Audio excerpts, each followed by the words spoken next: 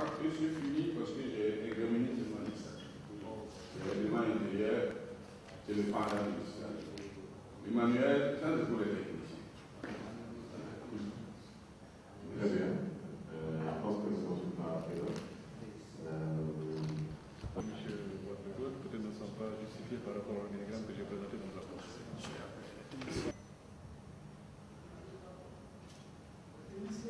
Peut-être que ça a été modifié dans les transmissions.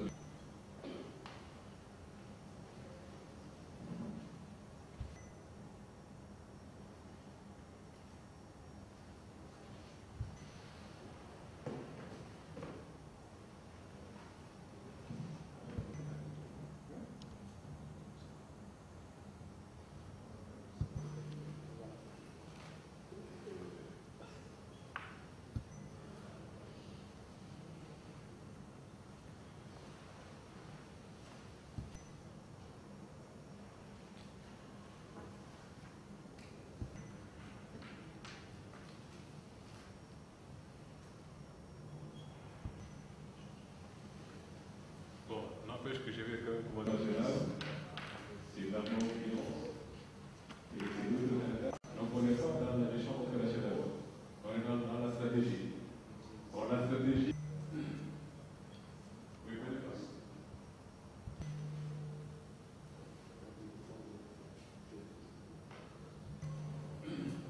voilà, donc la présentation qui met en place le conseil d'administration.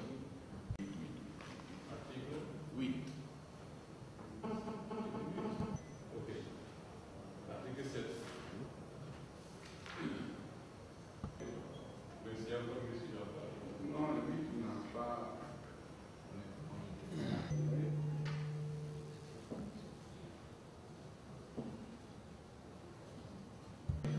Mais simplement en plein devant l'honneur. Par rapport à c'est ça que vous voulez dire. Quand on dit, on n'a pas. Mais l'idée c'est ça. L'idée c'est d'avoir quelqu'un qui vous soutient. On sait c'est extérieur. Non, parce que là, il y a le conditionnement qui fait que vous n'avez pas Mais bien. oui, peut-être. Parce que vous voyez, c'est autre. Oui, Mais parce que pendant là, la discussion, certaines personnes m'ont dit, il y a 4 collèges en fait on sait quoi. Parce que dans les versions initiales, il y avait que 4 collèges. oui, il y avait 4 connaissances.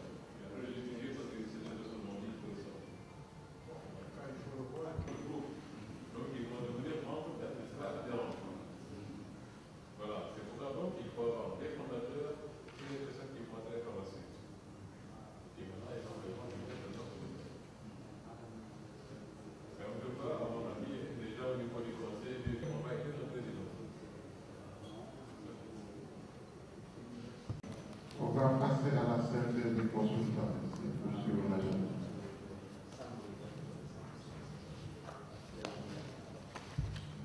Voir une grande question. Les situations sont d'ordre personne de enfants. Alors, en dehors de ça, il y a des questions préalables qui ont été posées, mais moi, consultant, vraiment, je n'ai pas de réponse à donner. Donc, sur la feuille de route qui a été arrêtée l'année dernière, et sur le déroulement de cette feuille de route, également, comme je l'ai indiqué dans le lot, parce que moi, je laisse en dehors de tout ça. Un jour, j'ai reçu une proposition de ça. Alors, maintenant, pour ce qui concerne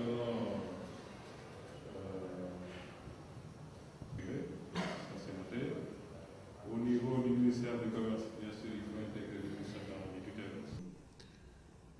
L'interprofession de la filière mangue a été créée en fin décembre 2011 et les activités ont commencé en 2012. 2013, il y a eu un coup d'État.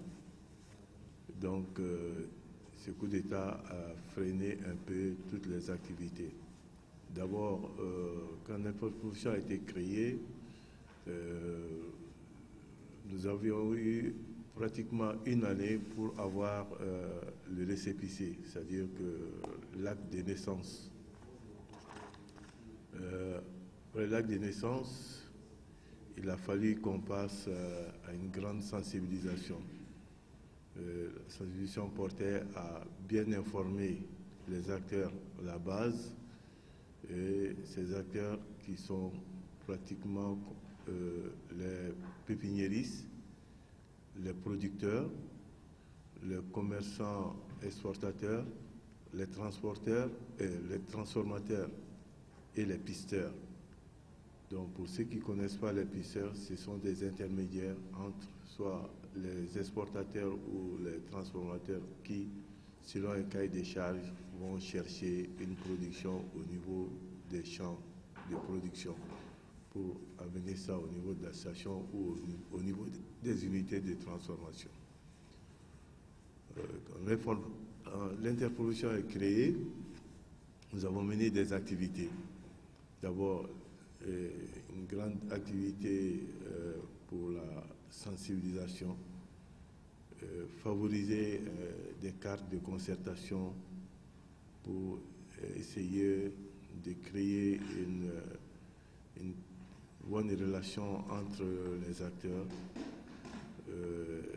pour qu'on puisse, dans un premier temps, améliorer la qualité de la mangue du Mali, non seulement sur le marché export européen, le marché sous-régional et le marché local.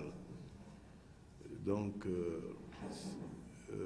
après ces activités, nous avons mené bon lobbying auprès de nos autorités pour qu'ils puissent vraiment nous considérer, qu'ils sachent que cette filière, avec des statistiques que nous fournissons chaque année, ils ont compris que la filière mangue était une filière à considérer et à soutenir.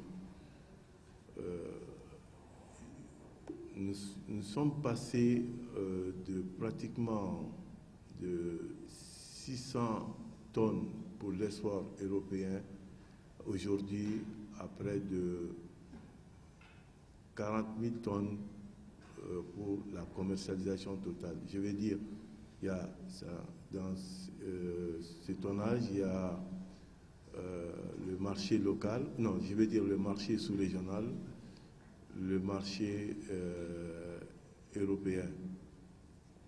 Donc, aujourd'hui, nous avons identifié plus de 20 000 emplois, 20 000 emplois composés des ouvriers, des récolteurs, des conditionneurs, c'est-à-dire ceux qui travaillent au niveau de nos stations, et aussi ceux qui travaillent au niveau de nos usines de transformation.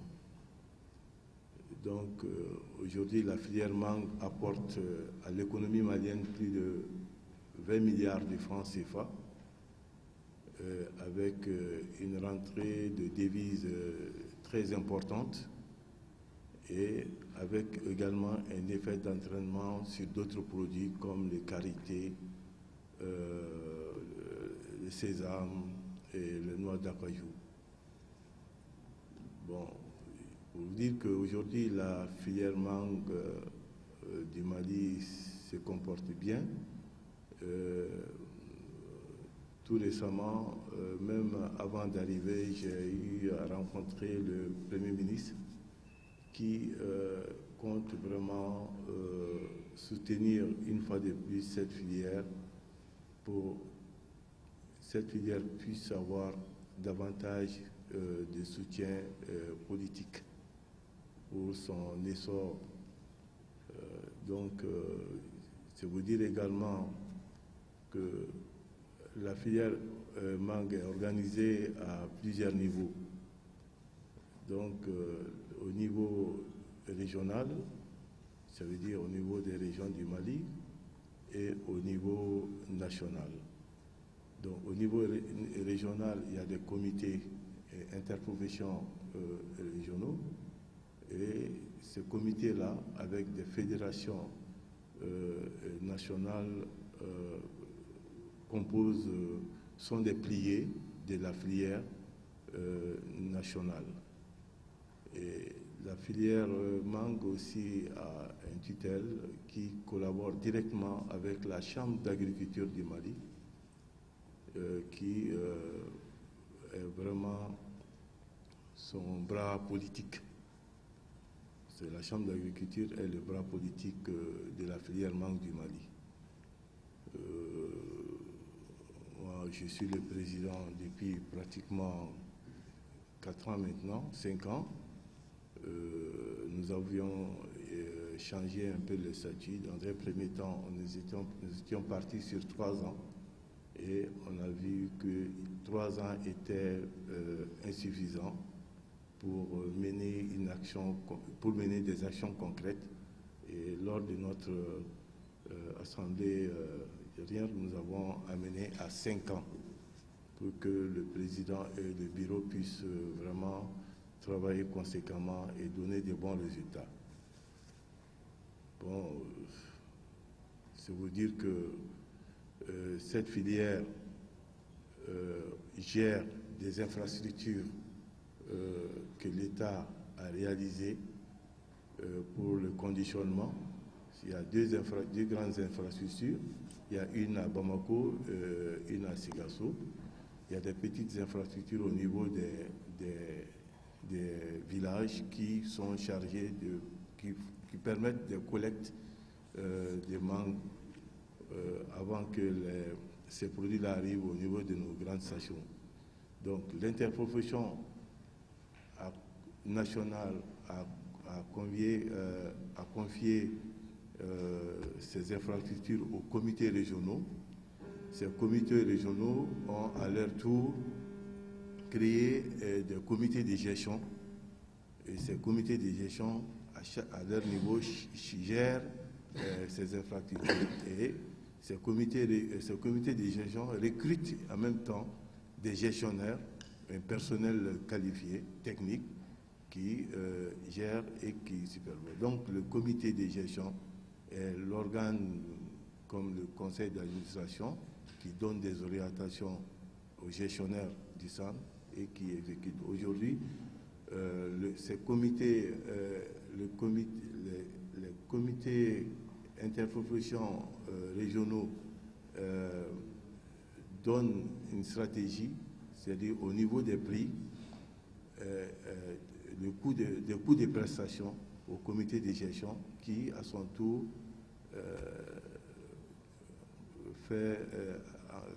communique ça aux gérants.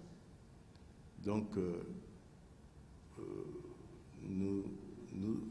l'interprofession également oriente l'État malien, c'est Joe qui oriente l'État malien à des prises de décision sur certaines stratégies de développement de la filière mangue au Mali. Donc, ça n'a pas été facile au départ. Il a fallu vraiment une forte implication de tous les acteurs.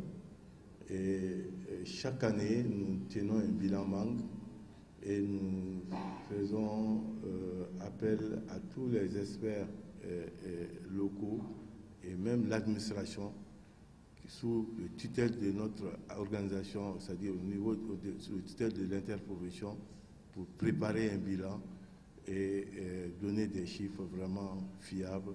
Et ces chiffres-là aujourd'hui sont bien reconnus et qui font aujourd'hui des éléments de référence pour des prises de décision par le gouvernement. Voilà ce que je peux dire. Commence avec une variété lamélie et ils ont les quintes, mais pas assez, et ils ont le Burkina également a des quêtes. Donc, les exportateurs sénégalais, ils vont commencer la campagne au Mali et les exportateurs ivoiriens finissent la campagne au Mali. Donc, voilà une situation dans laquelle le Mali se trouve et cette alliance va permettre de mieux harmoniser, de mieux coordonner toutes ces activités pour que l'origine africaine puisse avoir davantage une place au soleil. Parce qu'avec souvent une mauvaise organisation et il y a une mauvaise qualité qui partent. Et on a eu des problèmes sérieux avec le Maroc, avec des accords que le Maroc a, soit avec le Mali ou le Sénégal, mais qui n'a pas les mêmes accords avec la Côte d'Ivoire. Donc ils essaient de trafiquer un peu les documents pour faire passer des produits, et que ces produits-là vont souvent sur le marché européen et qui ont fait qu'aujourd'hui le Mali est très menacé par l'Union européenne d'interdire d'exporter les mangues sur le marché européen. Donc nous sommes en train de gérer ces problèmes et c'est pour cela que l'Alliance va beaucoup nous aider à mieux organiser, à mieux connaître, à mieux identifier tous ces acteurs-là pour que nous ne soyons pas frappés par le même bateau. Justement, à juste titre, le Maroc est en train de mettre en place un système de contrôle assez sévère parce qu'ils ont compris que les mangues qui quittent la Côte d'Ivoire, qui transitent par le Mali et qui passent, et ces mangues-là sont accompagnées par les documents maliens. Alors qu'il n'y a pas d'accord spécifique entre le Maroc et la Côte d'Ivoire, parce que cet accord-là précise une exonération des produits maliens qui rentrent sur le marché marocain. La production annuelle qui est estimée à pour toute variété confondue à près de 500 000 tonnes, on a estimé que 100 000 tonnes sont exportables et nous exploitons seulement que 50 000 tonnes pour le moment. Donc voilà, donc pour toute variété confondue, 500 000 tonnes, 100 000 tonnes de variétés exportables. C'est un pays qui a plus de nombre de propriétés et des membres dans la pays. Donc il y a tout un travail qui est fait par moi-même. Que tous les États africains membres de la CEDEAO, en tout cas de l'Afrique de l'Ouest, portent pour la création de cette alliance. Donc nous n'allons pas revenir sur tout ça. Mais si nous devons faire un état des lieux de la situation dans mon pays, la Guinée, je dirais peut-être que nous sommes un peu le petit poussé de ce groupe de pays producteurs de mangue. Nous avons un potentiel assez important de mangue en Guinée, qui est estimé à environ 150 000 tonnes. Et le potentiel exportable lui-même, nous l'avons vraiment minimisé avec une capacité environ de 35 000 tonnes. Mais imaginez-vous, aujourd'hui, nous avons une moyenne d'exportation de 1000 tonnes. Donc, quand je regarde même ce que monsieur le consultant a donné comme étant des hypothèses par rapport au nombre d'unités de transformation, l'hypothèse basse étant de 5, l'hypothèse haute étant de 10, en Guinée, il y a une seule unité de transformation de mangue. Et le nombre d'unités de transformation artisanale, hypothèse haute, il y en a 68, hypothèse basse 40, en Guinée, il y en a 2. C'est des groupements de femmes. Et le nombre d'exportateurs, le consultant a donné une hypothèse haute de 14 et une hypothèse basse de 40. En Guinée, il y en a un seul exportateur. Et ce n'est même pas un Guinéen, c'est un Belge. Donc, c'est pour vous dire que la situation les producteurs guinéens sont conscients de la situation telle qu'elle se présente en Guinée. Et la chance a été que nous avons pu les amener avec nous à la semaine de la mangue. Ça nous a donné un grand espoir de se dire qu'il y a du potentiel et il y a donc vraiment du travail à faire, mais qu'il y a de l'espoir aussi au bout. Donc nous fondons un grand espoir par rapport à ce que nous pouvons tirer réellement de la mise en place de cette alliance. Et c'est ce qui fait que cet espoir, nous l'avons attendu assez longtemps, parce que pendant tout le courant de cette année, nous avons fait de la sensibilisation grâce évidemment à ces acteurs que nous avons pu amener à la semaine de la mangue. qui sont originaires des 2 grands bassins de production que nous avons en Guinée et qui, avec nous, on a fait vraiment un travail de sensibilisation pour pouvoir mettre en place les organisations et arriver à une interprofession. Bon, mais malheureusement, dans nos échanges que nous avons eus, on s'attendait à ce que la feuille de route qui nous avait été produite, qui prévoyait une table ronde au niveau des États, que cette feuille de route soit mise en application et que nous puissions quand même avancer sur la base d'un schéma qu'on nous aurait donné au niveau de l'Alliance. Bon, et cela, on a attendu, on nous a dit, bon, ben, un consultant allait nous contacter pour cela. Bon, je pense qu'à l'issue de cet atelier qui nous réunit aujourd'hui ici, je pense que nous allons pouvoir élaborer une nouvelle feuille de route pour pouvoir essayer d'appuyer ces autres pays qui n'ont pas encore mis cette interprofession en place pour qu'on puisse arriver à cette interprofession. Parce que je félicite bien le Mali qui a eu cette initiative déjà il y a très longtemps avec le Burkina Faso, mais les autres pays qui n'ont pas encore mis cette interprofession ont encore du travail à faire. J'ai bien apprécié déjà que l'USAID déjà accompagne le Sénégal pour la mise en place de cette interprofession et j'ai bon espoir que ce même appui sera apporté aux autres pays membres de l'ARMAO pour que nous puissions arriver à mettre cette interprofession en place au niveau de nos États. Donc, c'est un peu, disons, ce message aussi que je voulais porter aussi pour que, en tout cas, cette nouvelle feuille de route prévoit l'appui qu'on pourrait avoir pour la mise en place de ces interprofessions au niveau de nos États. Sinon, au niveau de mon pays, l'État a fait déjà de grands efforts depuis 3 ans à travers un projet qu'on a mis en place, le projet de développement de la filière mangue, qui a réussi à mettre une grande station de conditionnement dans un grand bassin de production à Cancan, c'est-à-dire dans la Haute-Guinée. C'est une zone qui est proche du Mali et de la Côte d'Ivoire et qui voit aujourd'hui, malheureusement, sans station de conditionnement, que tous ces produits sont drainés vers le Mali et vers la Côte d'Ivoire. Et même le Burkina, comme me le disait M. Paul, ils viennent chercher de la mangue même dans cette zone-là. Donc, cette station a été mise en place.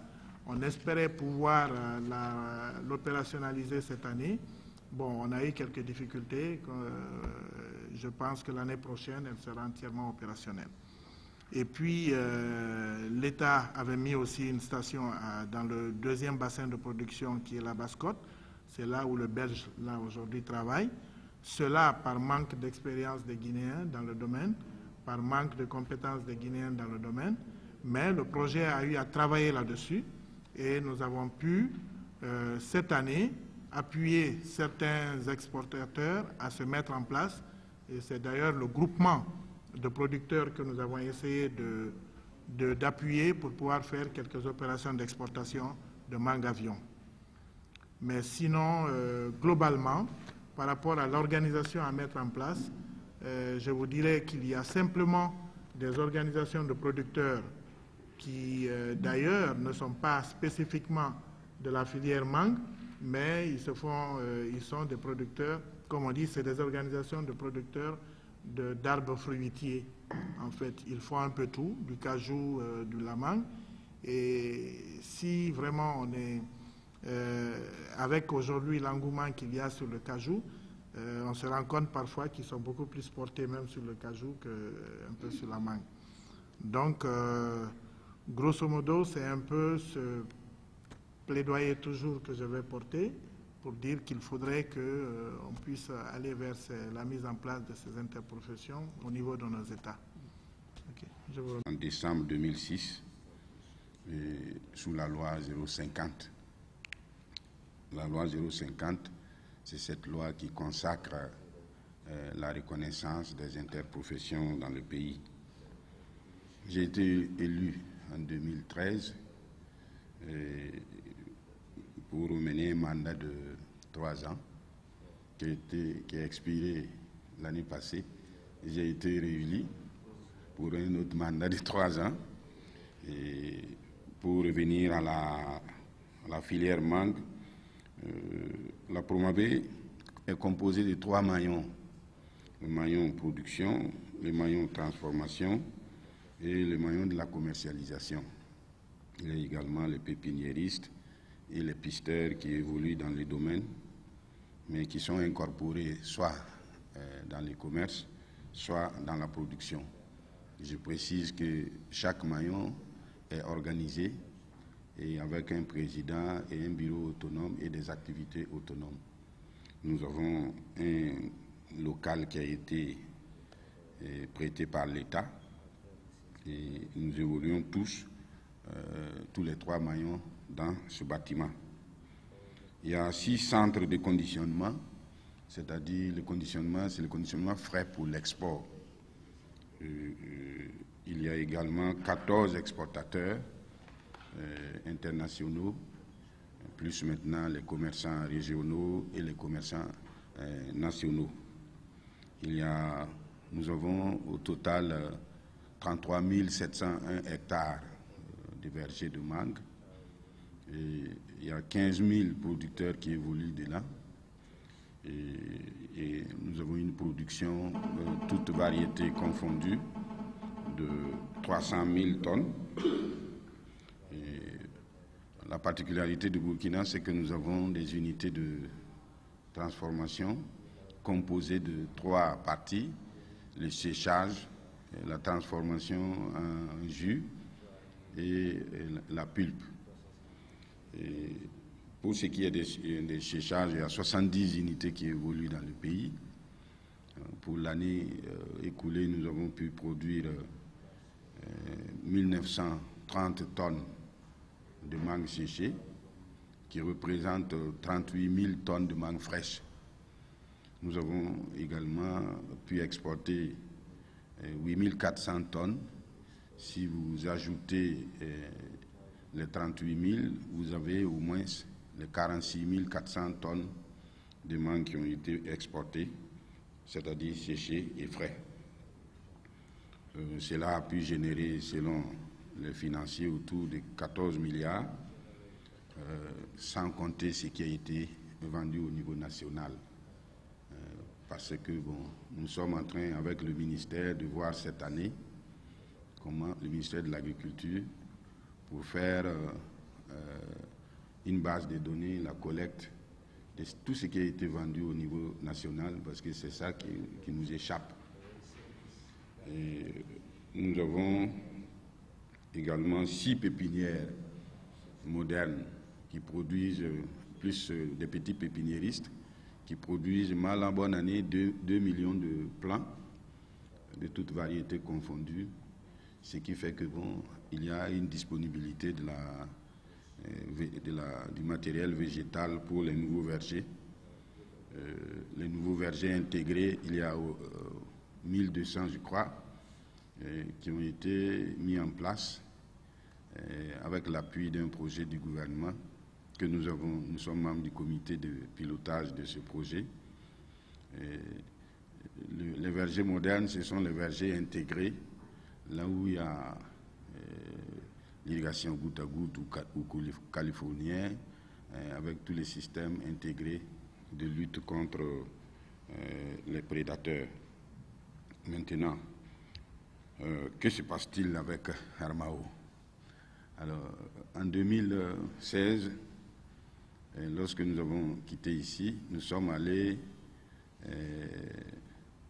porter la bonne nouvelle de la création de l'Armao aux autorités lors de la fête de la mangue qui se déroule dans ma propre localité tous les 2 ans. Les membres du gouvernement et tout le monde était là. Et comme c'est moi qui devais faire le discours, j'ai parlé bien de l'Armao. Je ne savais pas que le président Ngane était en train de souffrir sous son Armao ici. Alors, nous avons porté le message au plus haut sommet possible. Et lors de l'atelier de lancement de la campagne 2007 Je crois que M. Fall était là en consultance. Il a pu assister à cette cérémonie à laquelle le ministre devait venir. Il n'est pas venu, mais il a envoyé quand même son secrétaire général pour être là. Dans la hiérarchie, je pense que c'est le plus grand personnage, je crois. Et notre gouverneur de région était là, parce que nous avons voulu que toutes nos activités soient d'abord connues au niveau région, beaucoup plus. Et c'est là-bas que nous avons beaucoup d'appui, et c'est ce que nous avons fait. Et là également, nous avons parlé de l'Armao, et nous avons dit que nous occupions en tant que Burkina le poste de secrétaire général adjoint, et c'est pas rien, parce qu'il y en a qui ont dit que c'est bon, mais c'est pas arrivé. C'est une expression au Burkina. Voilà, quand il dit que c'est bon, mais c'est pas arrivé. Voilà. Donc, j'ai dit c'est assez bon, parce que nous sommes un peu la vieille dame de la filière mangue en termes d'organisation dans la sous-région et en termes de diversification. Et ce que nous devons chercher à faire, ce n'est pas vraiment être devant, mais plutôt à partager l'expérience que nous avons dans le domaine du séchage et dans le domaine de la protection phytosanitaire, où nous avons été les cobayes déjà en 2008, à entrer dans la lutte. Et aujourd'hui, en termes de perspective, nous avons prévu d'organiser les salons internationaux de la mangue dans ce mois de juin.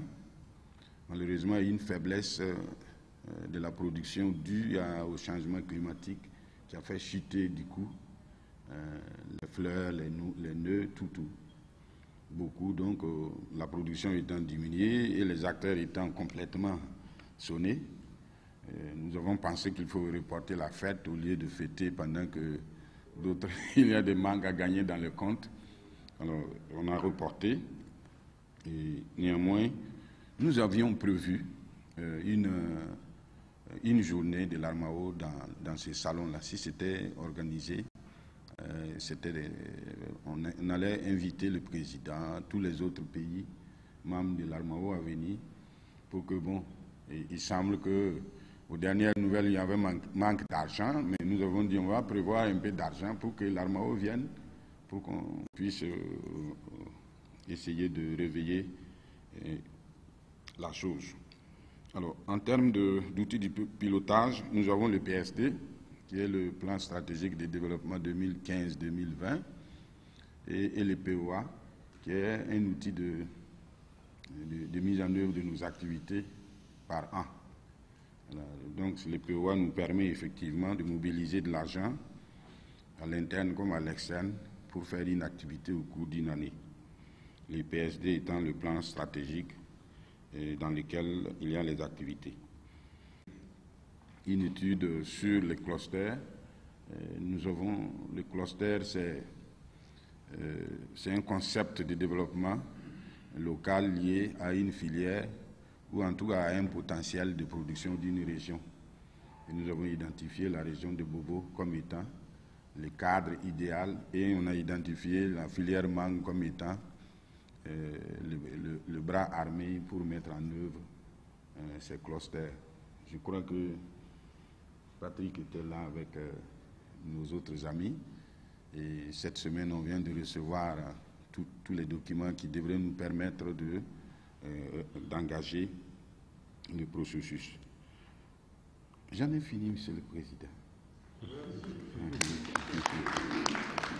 Unfortunately, we have not gone far in any of the processes that n'a pas beaucoup avancé dans les processus we all are aiming for. Que nous visons tous. Basically, it is all due to the fact that have not received any communication until this meeting. Est dû essentiellement au fait que nous n'avons reçu aucune communication jusqu'à la tenue de cette réunion. Fortunately, though, I have been able to inform relevant operators in the mango sector. Heureusement, j'ai eu quand même l'occasion de pouvoir informer tous les acteurs, en tout cas du secteur, on the aims of Armao, sur les objectifs d'Armao.